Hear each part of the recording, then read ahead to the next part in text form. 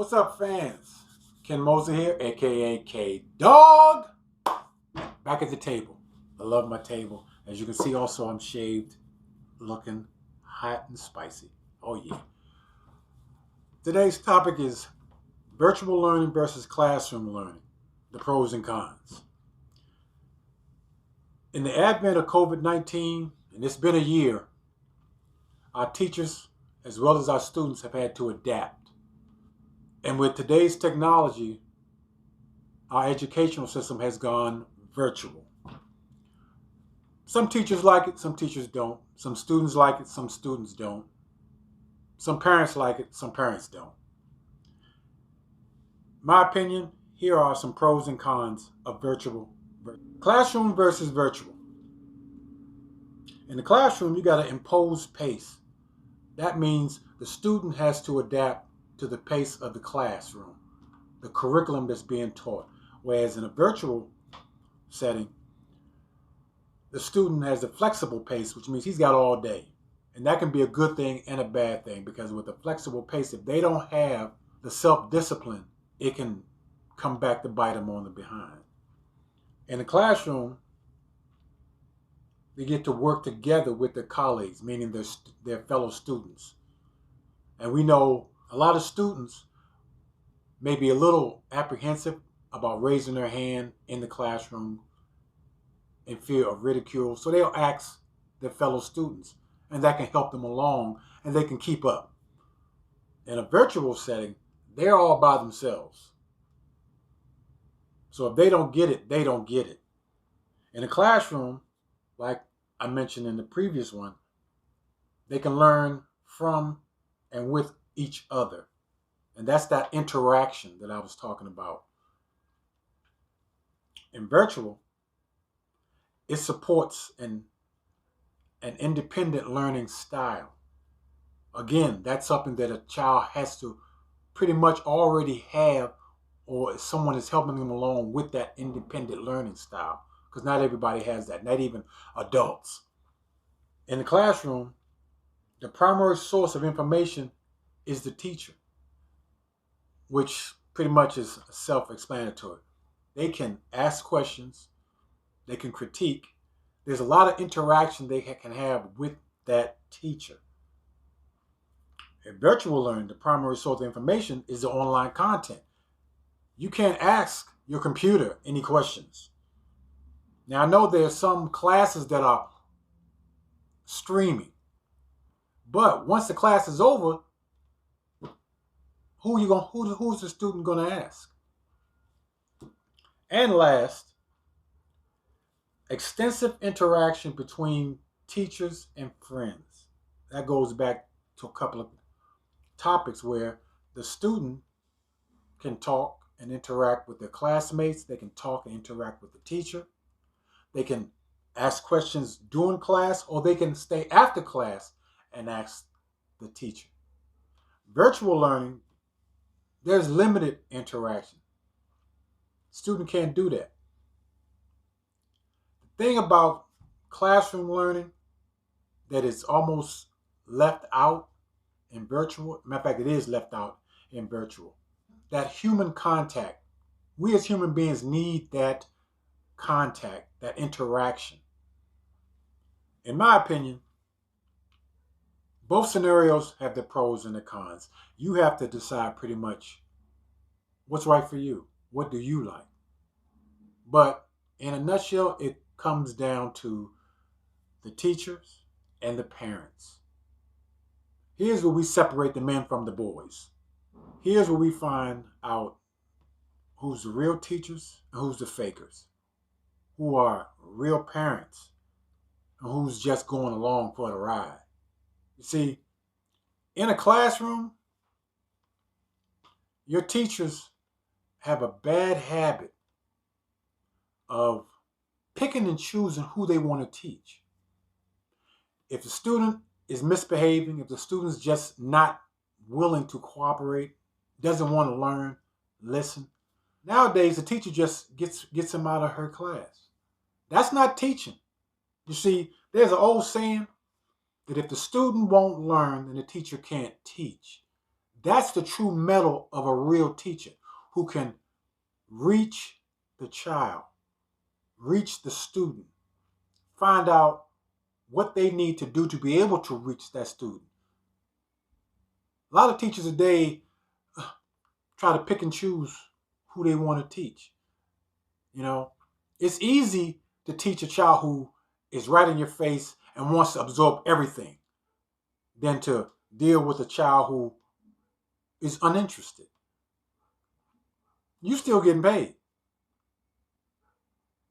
And a lot of times, misguided as it can be, those teachers are judged by their successes, not by their failures. My advice to teachers, you're getting paid to teach. Teach. Teach everybody. Don't let the ones that can't keep up fall to the wayside. You're doing virtual classrooms, interact with the parents to make sure that that child absorbed and understood that day's lessons. Because you got to remember, these are the people that's going to be taking care of us when we're 70, 80, 90 years old. Teachers, when you retire, these are the people that's going to be running the country. Parents, like I said, now we find out who's the real parent and who's the fakers. Parents are responsible for educating their children after school. Let me say that again because I want that to sink in. Parents are responsible for educating their children after school. There's too many parents that treat school like a glorified daycare center. I drop them off at school. I don't want to hear no more. Oh, you didn't get it? Then you need to ask your teacher. You misbehaving in school? You better stop because I don't got time to be called away from work. Shit like that. Okay? When I say stop treating schools like a glorified daycare center, that means when your child gets out of school, you need to be on top of what they did that day in class or classes. Did they understand what they were being taught in class or in classes? And let's review what you having problems with, etc. A lot of parents don't do that. And then when their child is failing, they want to look at the teacher like, hey, how come you ain't called me? As if the rest of the 16 hours in the day, they ain't see their kids. You parents have to be the extension of the school. Are you giving your kids the tools to succeed?